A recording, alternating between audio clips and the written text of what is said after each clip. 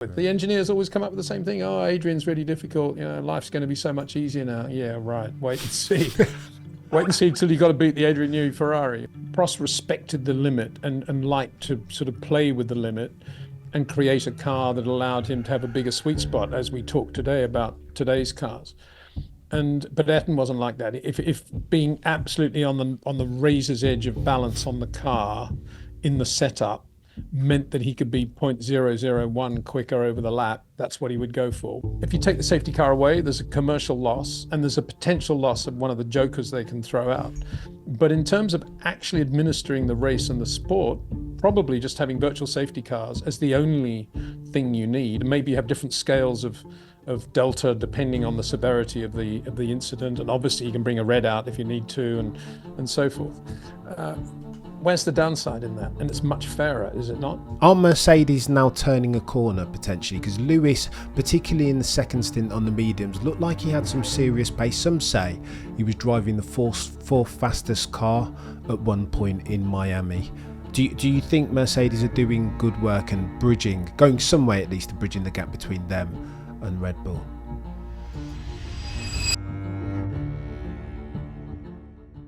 Hello and welcome to another F1 Hour with my friend and yours. I say once again, for the avoidance of doubt, the goatiest F1 broadcaster to have ever F1'd, Mr. Peter D. Windsor. How are you keeping, sir?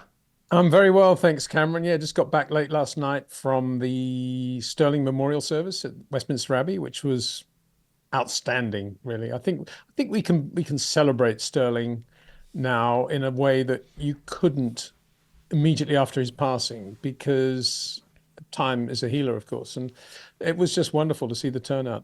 I'm sure Toto was there because Mercedes had played such a big role in Sterling's career, but I didn't see him, I have to say. But I can't imagine he wouldn't have been there, and I can't imagine the president of the FIA wouldn't have been there, but I didn't get to see him either. But yeah, there was a great turnout of others there, and it was great. I was sitting next to Derek Warwick, actually. Kept caught up with Derek and what he's up to. So yeah, talked about a few of the stewards' decisions recently as well, which was quite fun.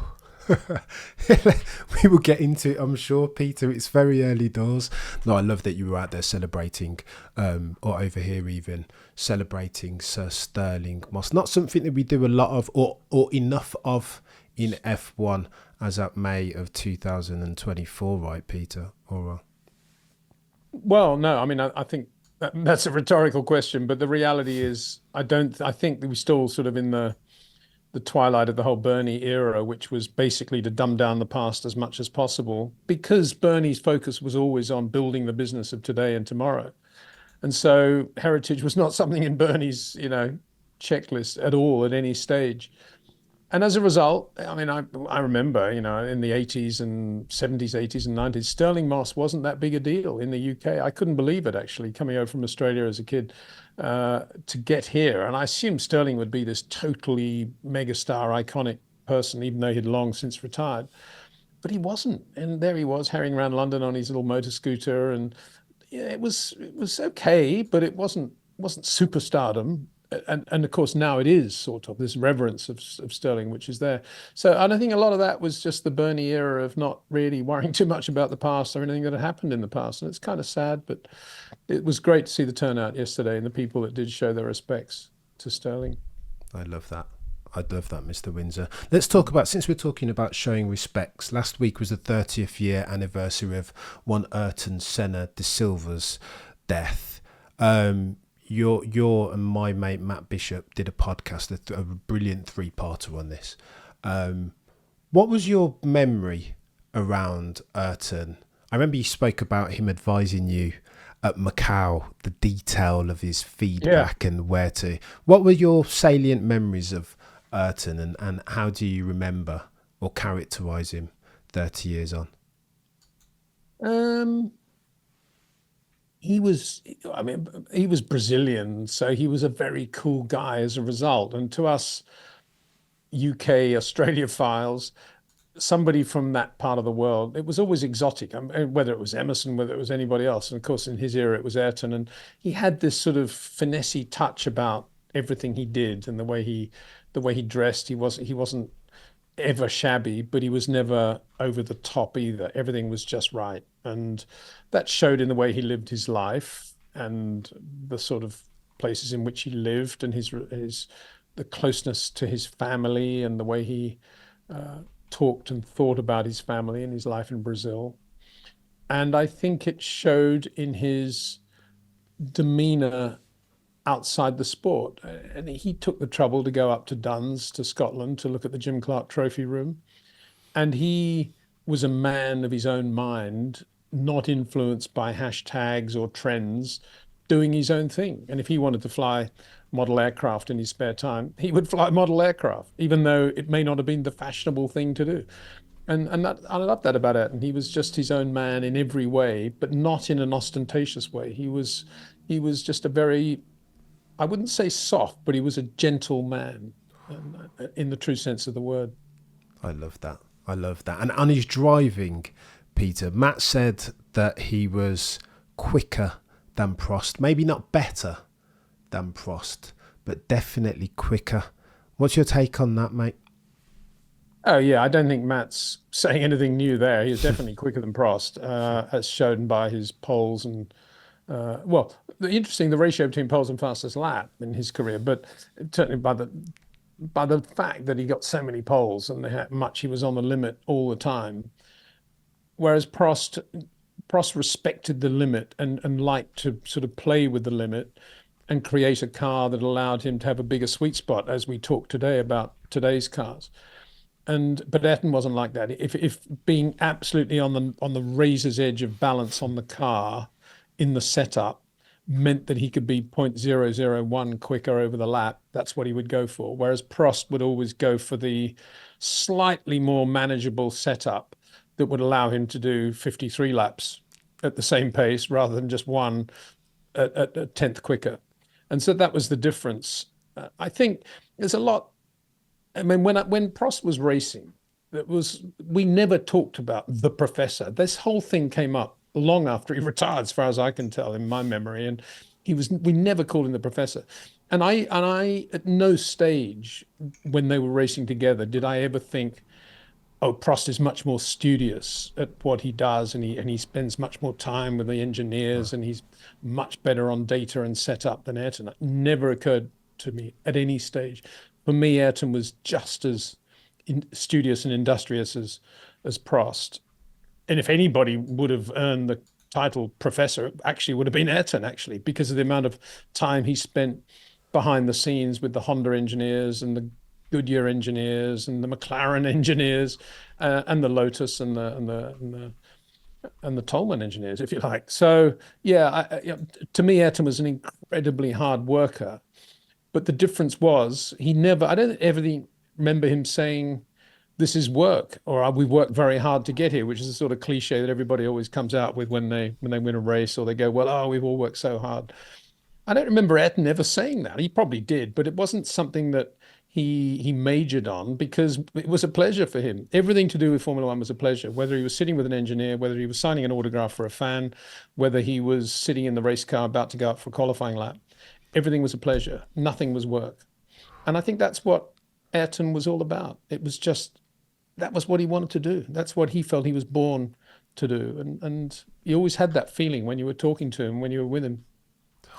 Peter, look at this, mate. How am I welling up as a grown man?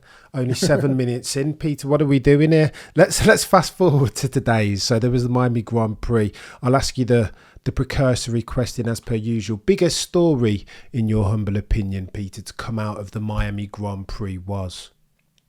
Daniel Ricciardo finishing fourth in the sprint race. We'd all forgotten that, haven't we? True. It's a good shout. Let's hear it for Daniel. No, I mean that. I think that was a great drive, wasn't it? A great qualifying lap for the sprint race. And then he did a really good job with it. Great. So there was that. Max so slow in a straight line in the race. Presumably it's easy to say they messed up on setup, because that would say, oh, well, he ran too much wing. But the counterpoint to running too much wing is that, well, at least you're going to have a lot of downforce and you're going to have a lot of grip. But when he needed the downforce and the grip to balance the car after he damaged it over the chicane, he couldn't find it and it wasn't there. So it was a double whammy. He had no grip, balance, and no top speed by Red Bull standards. By everybody else's standards, it's still a pretty good race car, obviously. So that was an odd one. Not the first time Red Bull have got it wrong on a sprint weekend. Brazil a couple of years ago was a good example of that. And here they didn't get it wrong, but they never really got it right, I think was the point. And when Max did damage the car, it was very difficult to get it back on the straight and narrow. And I guess the other point is that he went off, as far as I can tell, looking at all the stats, he went off the lap after Lando just set fastest lap. And so you'd like to think if you're Zach Brown, you think, oh yeah, pressure on Max, look, crumbles under pressure now. Yeah. So that was an interesting thing as well. And then the last few laps of the race, Lando, it's always difficult when you're approaching your first Grand Prix win, even if you are pulling out 3 or 4 tenths a lap on Max Verstappen, because anything can happen and you can make a mistake. And I thought the rhythm and the softness of his touch, by which I mean he was still holding the car on nice little slides coming out of slow corners, and generally the hand and footwork was just beautiful to watch, as ever with Lando. I thought those last few laps were outstanding by Lando.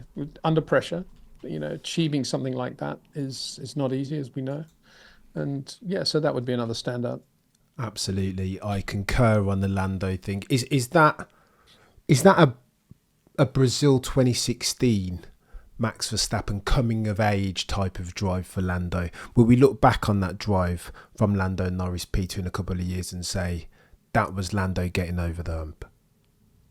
No, I don't think so. I think he had already shown his ability to win Grand Prix even last year, given the right set of circumstances. And the right set of circumstances, by which I mean variables beyond his control, came into play in Miami. They didn't come into play in Singapore last year, So they did come into play, and he did a great job with them. Obviously, the safety car situation weighted everything towards Lando, and it was kind of his race to lose from that moment onwards. But in terms of being a racing driver capable of winning Grand Prix, I think we saw that at least 18 months ago, and he hasn't really wavered from that. He's been that driver all that time. It's just a question of it happening for him, and as Max said, long overdue. Yeah, absolutely. Go on then, Peter. Let's talk about this safety car circumstance, because many in the community are saying, well, safety car is safety car, and that at Miami we went motor racing. There's always going to be luck and fortuitous circumstances in F1. And it just so happened that Lando and McLaren rolled themselves a pair of sixes.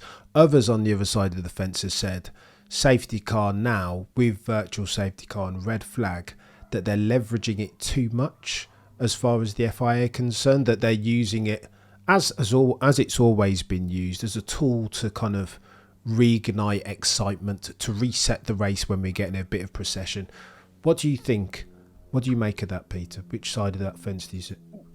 Well, I don't think it's the latter, because I don't think they're clever enough to do that. I think they were in the Bernie, Charlie Whiting era, and it had to be that, had to be an autocrat on a direct line to the race director saying, right, safety car, forget about this, I want the safety car. And that's the only way that sort of thing can happen, in the spur of the moment. We don't have that today. Probably a good thing that we don't have that today, that sort of direct line of communication from somebody deciding how the race should look or how it should be restructured.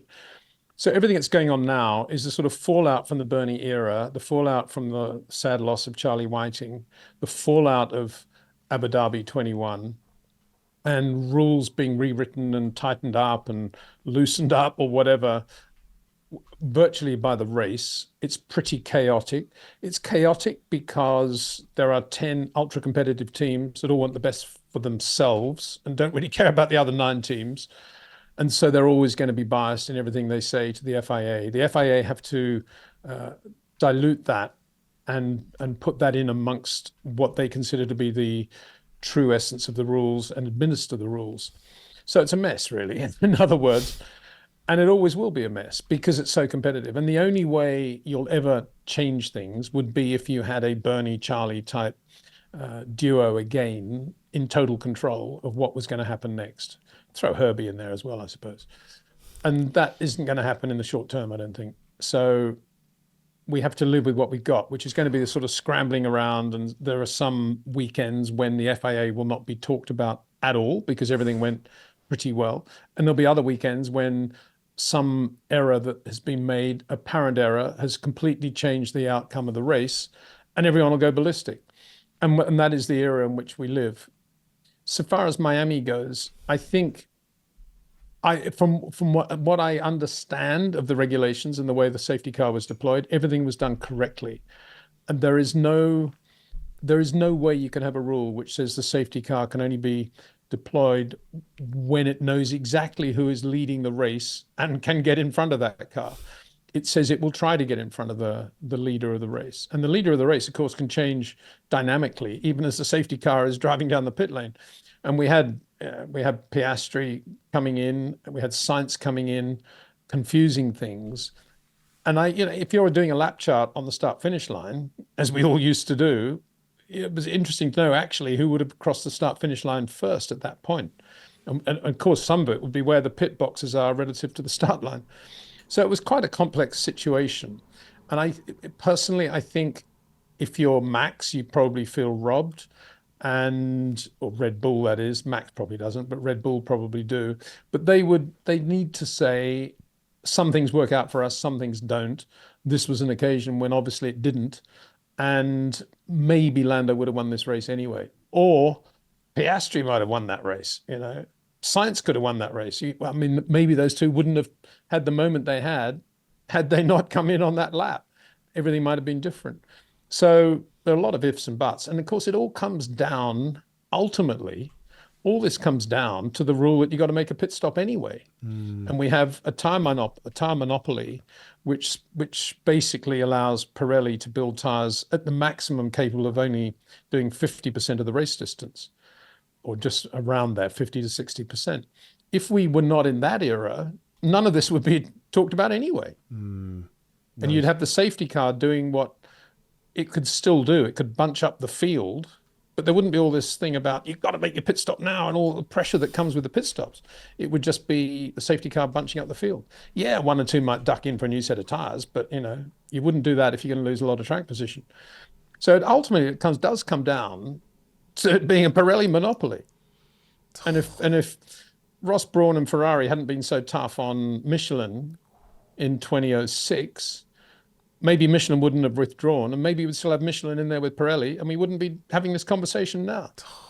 You've got to look at the history of the sport to really have an objective view, I think, on any of the incidents that happen.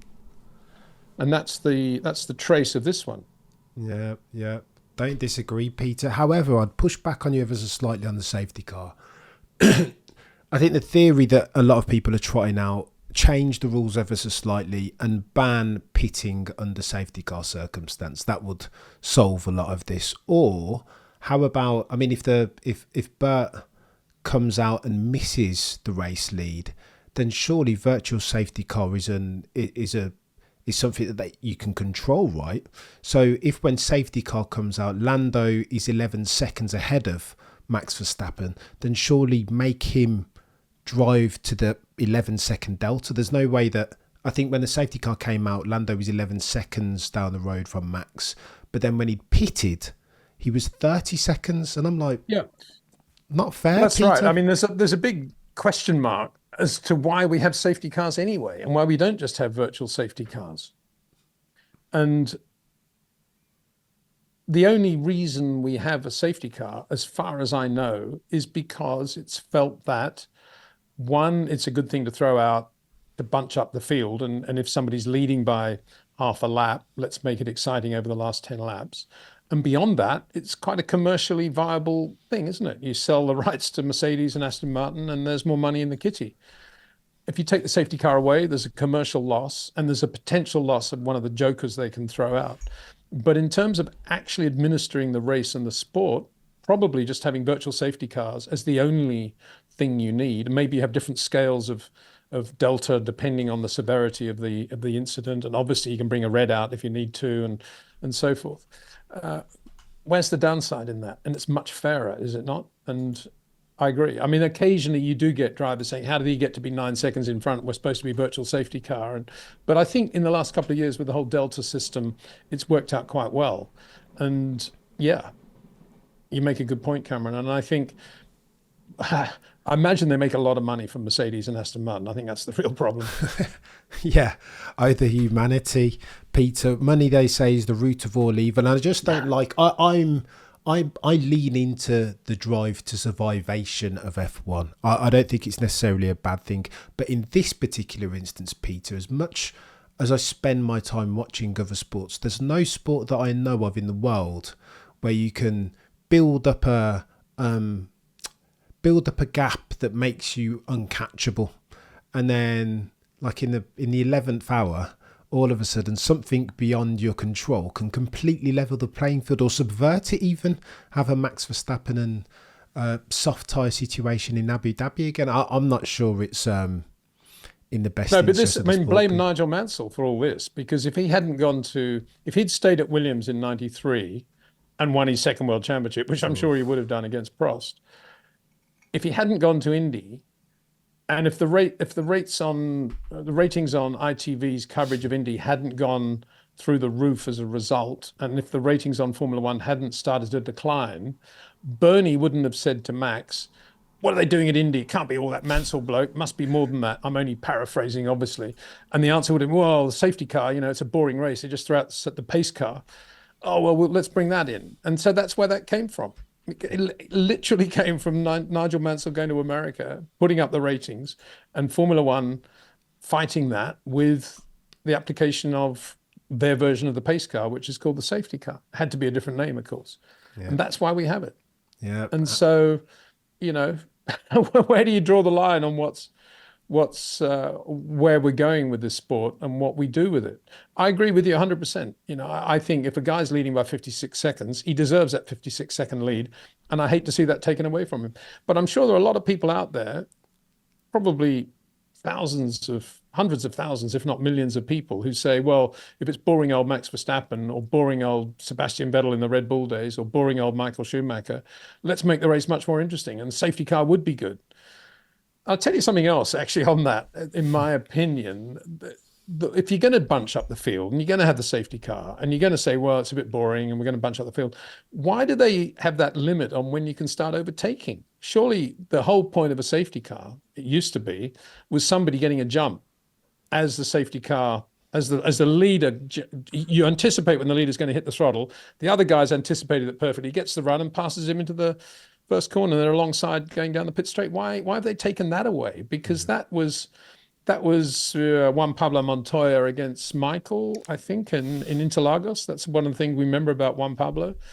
I think, memory serves me correctly, I think Alex Wirtz did a similar thing again at Interlagos, maybe against Michael as well. So, those things are really cool. And why are they taking that away? Yeah. I don't understand why they've gone, it's dangerous. But why, They've got some work to do, Peter. And they have. And the other thing, what's more on the subject, is the business of the red flag and then having a standing start rather than a safety car start. And that just serves my purpose, because there's no limitation on what you can do into the first corner from a standing start. So why do they have the limitation on the safety car start? The FIA need to go away and do some due diligence, Peter, because it's not good enough. And I'd be disingenuous as an F1 fan on the back of Abu Dhabi and how I complained then for what was an unprecedented safety car procedure, not to institute nor view this circumstance through the same lens. I think Max Verstappen was absolutely robbed in Miami. And just because it's a positive news story for Lando Norris and his maiden victory, I don't think we should allow that as F1 fans to distract our gaze, right? I think it would be disingenuous of me. But the difference between Abu Dhabi and Miami is that in Abu Dhabi, a mistake was made. And everybody acknowledges that, even Michael Massey, I'm sure. A mistake was made contrary to the word of the regulations. Yeah. In Miami, as far as I can see, no mistake was made. No, you're right. Nothing incorrect was done relative to the wording. Yeah, you're right. The wording in the rules is that they can deploy safety car whenever. It doesn't necessarily need to pick up the race lead. Yeah. So you are right. Yeah. Talk to me about Mercedes, Peter, because it looks like I've slandered Toto, the boy who cried wolf, for a very many weeks now, and I feel I like I wouldn't need use that to. word slander. You might take you up on that one, Daniel. Be careful with that in Formula One world. It's true, true. I say it all tongue in cheek, but are Mercedes now turning a corner potentially? Because Lewis, particularly in the second stint on the mediums, looked like he had some serious pace. Some say he was driving the fourth fastest car at one point in Miami. Do you think Mercedes are doing good work and going some way at least to bridging the gap between them and Red Bull? Not really, no. I think if they're only in the fastest car, that's pretty shameful, isn't it? And yeah, for Lewis to be having a big battle with Sergio Perez, I mean, give me a break. No, I don't think. I thought they had a pretty average weekend, to be honest. Average is being kind. I just didn't see anything there. I mean, yeah, Lewis was on mediums, so was Perez, fresher mediums probably, but it's his Perez, and he was running zero wing, and he didn't have that much grip, and he was.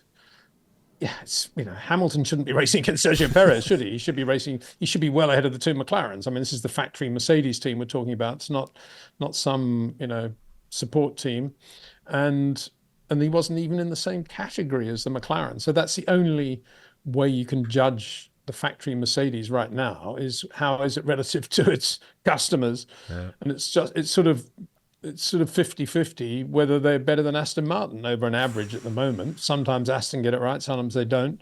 Mercedes sometimes have a sort of spark or two, but meanwhile McLaren have been consistently quicker, and that's the big worry. So on that basis, I don't think you can say Mercedes are turning the corner. Of course they will develop the car. Of course the car, in theory, will have a bigger sweet spot, and maybe they'll get a bit more top speed or whatever it is they're going to do. But it's not very impressive right now, is it? For a team with that amount of experience and knowledge, with all of the support they've got from all these different facilities they have, it's pretty mediocre. And it looks like they're not even going to get Adrian Newey to join them at the one point when Adrian's actually potentially available to be spoken to, and he's going to say no to Mercedes. I mean, that's a big slap in the face, isn't it? Humongous, Peter. He's the one man that you think could potentially solve for this aerodynamic Rubik's Cube presented to the guys and girls at Brackley and Brixworth. Why wouldn't Adrian go to Mercedes? Why is he just... I've heard rumour that he doesn't fancy Toto. He thinks that Toto is a bit of a not the greatest team principal or leader, let's say. As a person who's closer to Adrian than I, why do you think he doesn't fancy Mercedes? 150 reasons I could think of. I don't think it's appropriate really to go into all of those, because it's just being overly critical of Mercedes. But I can't think of one reason why he would want to go. I mean, it's not as if he's even going to get, a nice new restaurant and fresh air. If he goes there, it's all the same part of the world anyway, really, isn't it? So if you're going to do anything, try something a bit different. And there's a lot more it's much more interesting to go to Ferrari, a lot more charisma and character and history there, and it's a totally new thing for him. So if he's going to do anything, that would be the one that would be the most attractive to him, I would have thought. Equally, doing nothing is probably very attractive. I just can't see how going to this corporate, Mercedes thing with its middle management and all the committee meetings he's going to have to go to or whatever, I just can't see that would work. And the only way Adrian would work at Mercedes would be if Toto Wolff said, tell us what you want. We'll create the entire thing around you, the entire technical operation. You can do whatever you like, Adrian. And I don't think he'll do that, because that's not Toto's methodology, is it? He's one of these guys who's very good at putting committees together and meetings and getting everyone to work together. In theory, to have a very happy team that works very hard, inverted commas. But I've never known a happy, harmonious team producing quick race cars. Usually the quick race cars come from the teams that are very acrimonious, and there's one guy annoying everybody else. And it's no surprise to hear some of the Red Bull engineers now saying, oh, well, Adrian Goings, he was quite a difficult guy to work for. I'm sure it's going to be a much more harmonious team now. Well, it may well be, but it probably won't be as good. And it is about shouting and screaming and getting things done, because Formula One is that difficult. It's not a bank, it's not an advertising agency. It's a racing team. And you take two cars and a spare chassis to every race. unless you're Williams, of course, and you're owned by an investment bank. Oh, blimey, Peter. Let's dissect that because you've said some things there.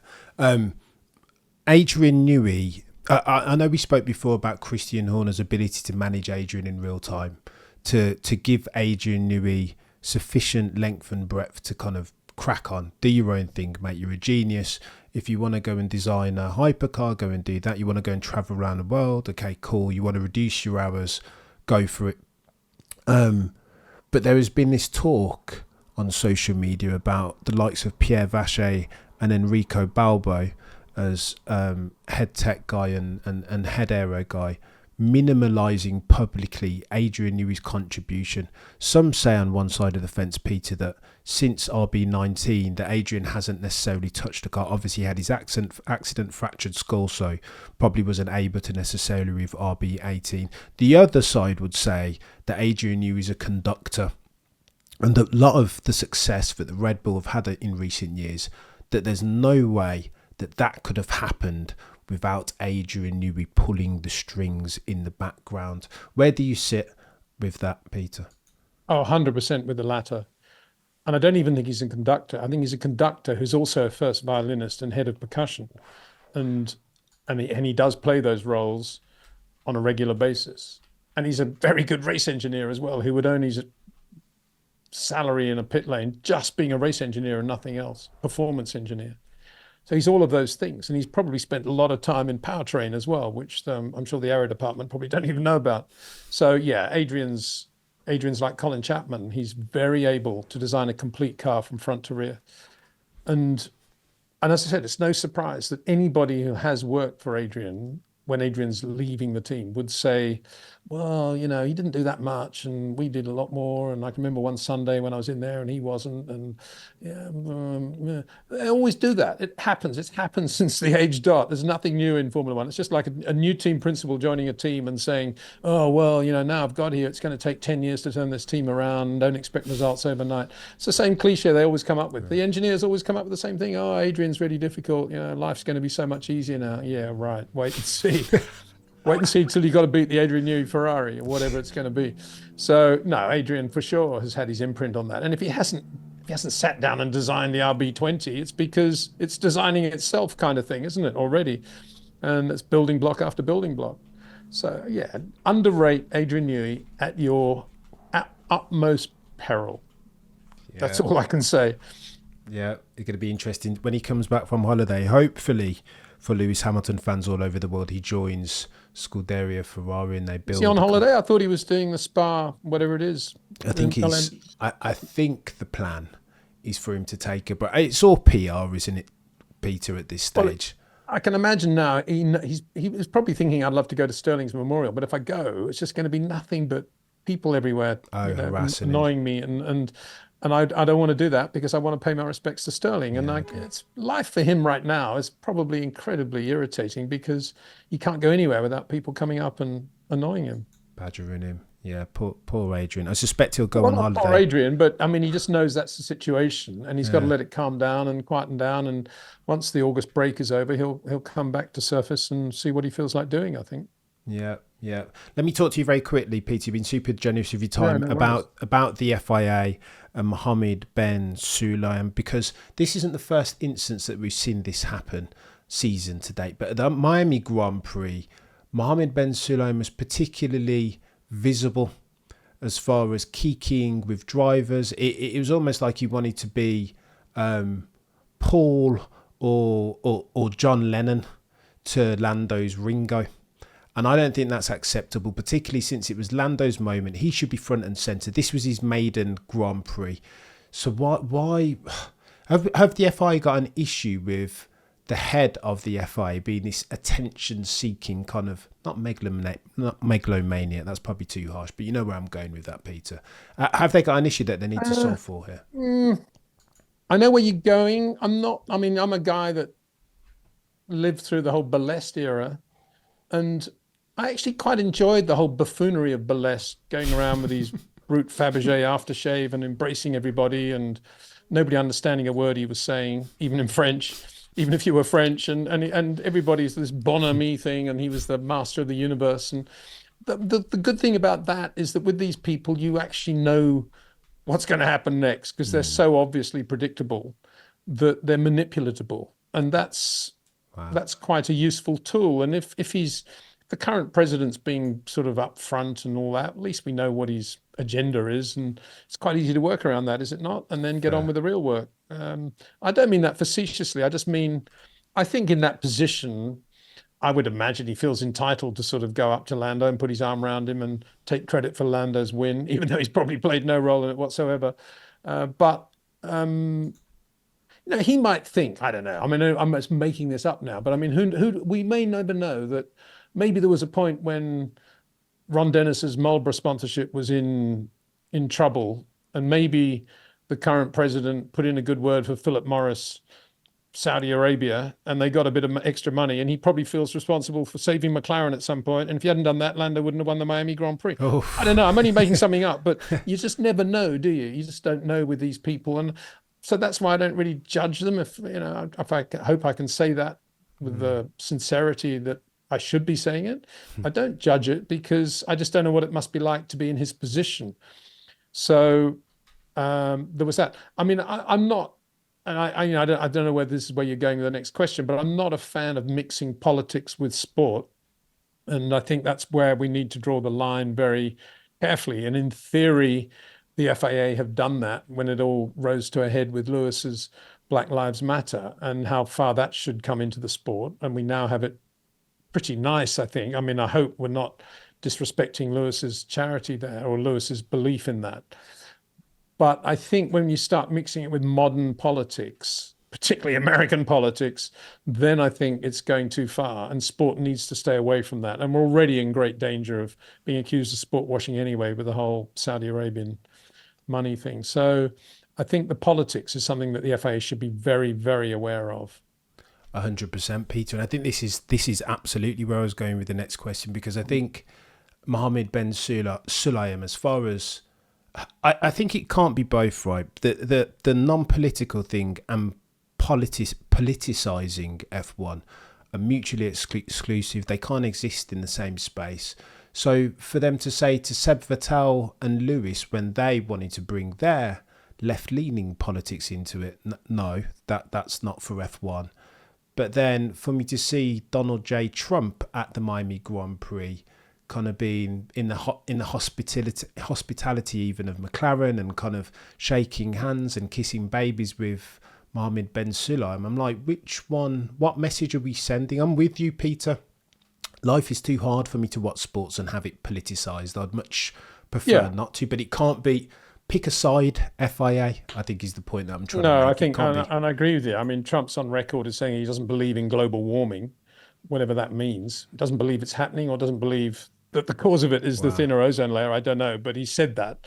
So, and here's Formula One doing all it can to go towards zero carbon, and yet there's a politician who doesn't believe in global warming. And I'd say there's a disconnect straight away. So you'd have to think maybe there were other reasons they were doing this. I mean, it was interesting that he seemed to be based at McLaren, which was not, I guess that's because they didn't want him with a factory team showing an allegiance to a Mercedes or a Ferrari or Renault or whatever it was.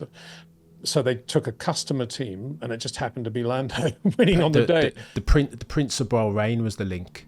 Obviously, Bahrain owning a large percentage of McLaren and Donald Possibly. Trump. No, I think it was more that there was a customer team. Yeah, having chosen a customer team, maybe it was that. But then again, Prince of Bahrain. But then why not Aramco? You know, Fair. Trump's massively into Aramco as well, isn't he? I would have thought. With Aston Martin. So it's all a bit odd. I think you just have to be careful. And I didn't see any references there to Joe Biden owning a Shelby Cobra, for example, which is pretty cool, isn't it? Yeah. If you ask people in the Formula One pit lane, what do you think of the Cobra? A lot of people would say, wow, yeah, very cool car. I'd love to have a Cobra. Well, the other politician that Trump's, up against owns a Cobra and drives a Cobra. Yeah. Or just don't bring. I didn't see any mentions of that at all. Oddly, just bloody don't bring politics into it at all. I'd rather they didn't, Peter. I mean, it's a difficult thing, Cameron. You know from your position. I know doing live streams and so forth that it's very difficult to keep politics, by which I mean generic politics, out of what we're doing in Formula One, because Formula One continues to sort of put its toes in the water in a lot of politically sensitive areas, and you either talk about those or you don't. I tend not to, not because I'm wary of it or scared of it, but because I just think that I try to talk about the essence of life and the essence of Formula One life rather than something that's tainted, which I don't really have a lot of time for. And I think if we all spend too much time thinking about politics, then we'll never get on with the racing. It's basically what I think. That sounds pretty simple.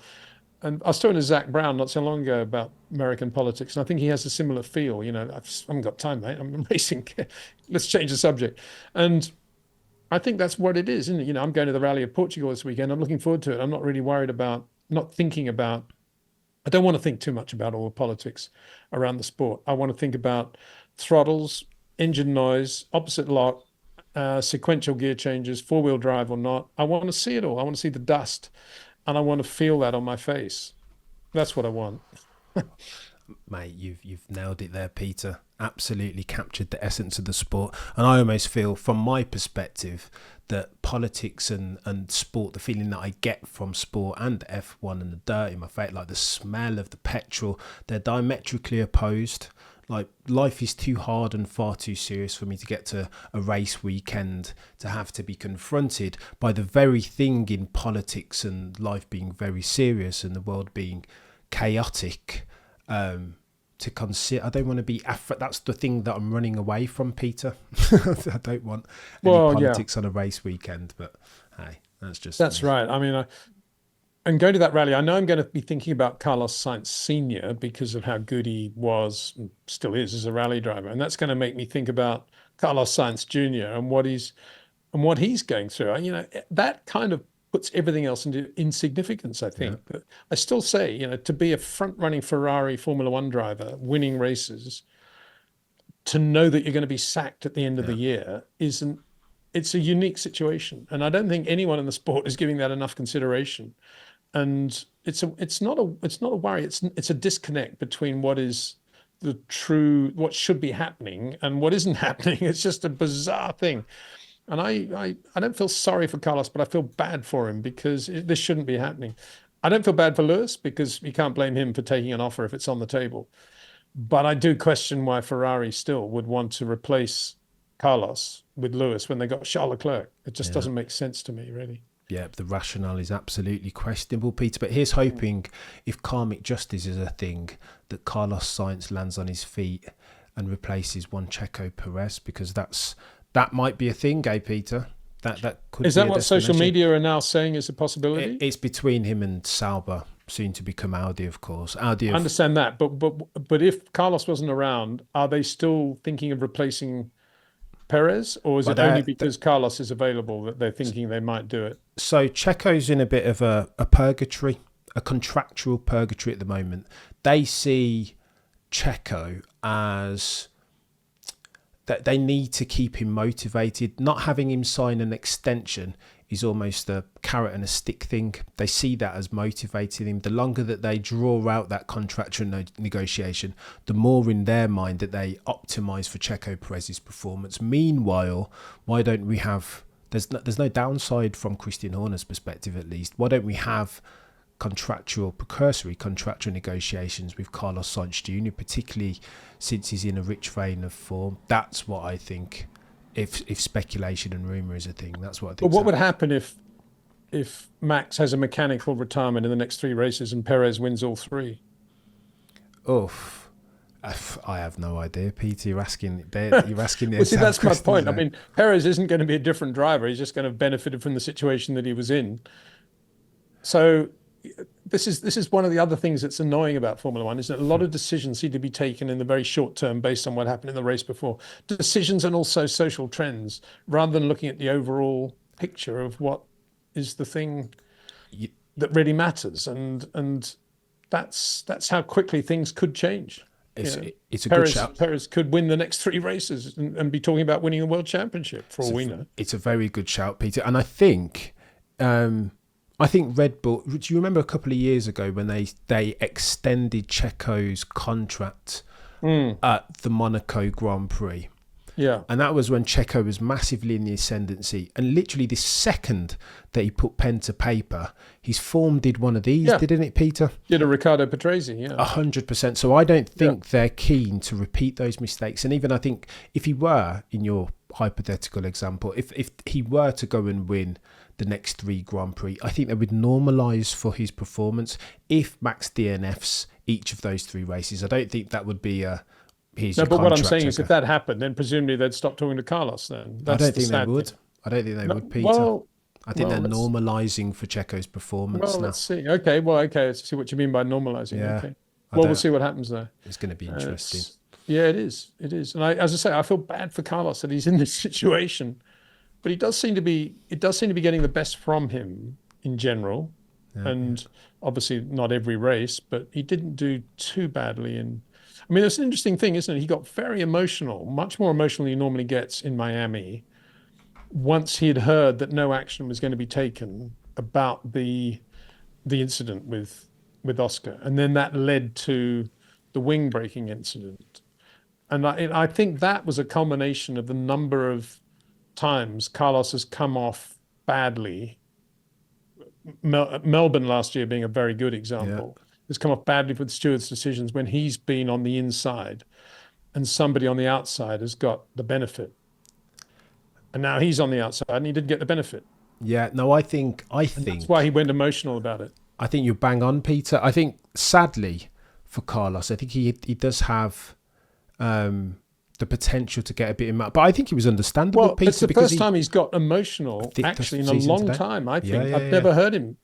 In recent past, I've never heard him speak like that. He's always got that very low, deep voice, and it's usually very calm. Yeah. And this time, it got on top of him. And it blame, if you like, the whole stewarding decisions because there's inconsistency there, and that is one of the worst things. We can tighten up on the inconsistency, definitely. 100%, Peter. And I think I think the reason why Carlos was so angry was because he only lost the position to Charles Leclerc because of Checo Perez outbraking himself massively, right? Had Checo not been there, Carlos did a 1,000 IQ thing, right? I think anybody else on the grid would have turned into Checo Perez and DNF'd instantly. Yeah. He did a really good job of avoiding Brilliant. But sadly, having to hesitate there on turning in cost him the position to Charles Leclerc. So in Carlos's mind, he's just like, well, circumstances have screwed me over here, and people are going to say Charles Leclerc's so much better than me when it's nothing of the sort. Yeah. No. And there didn't seem to be massive support from the Ferrari pit wall at that point, did there? And that's a worry as well. Yeah, Charles is their guy, Peter. They're gonna back him, sadly, for Carlos. But I digress, mate. You've been super generous with your time, as per usual.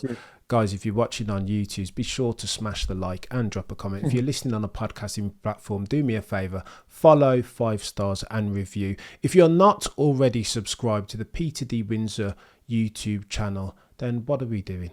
What are we doing here anyway? What are you doing with your life, really? And if you haven't given a listen to the Short Corners podcast on all good podcasting platforms, echo those sentiments. What are you doing with your life? One of the go-toest F1 podcasts in the F1 space. Mr. Windsor, it's been a pleasure and a privilege as always. Thank you so much for the time. I've been your boy Cameron F1, and as always, between now and next time, remember to look but never stare.